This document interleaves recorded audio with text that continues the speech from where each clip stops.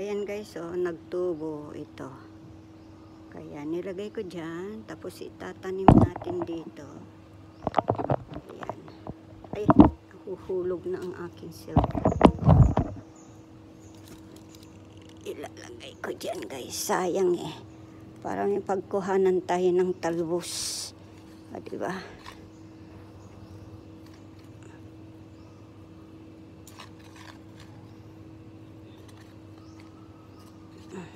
Ito mga spinach guys, oh.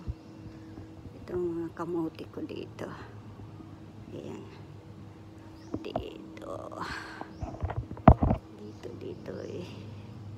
Ayan. Okay. Hanaan natin ng konti pang damo.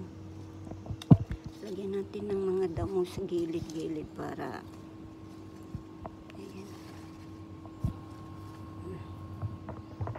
guys, bongga.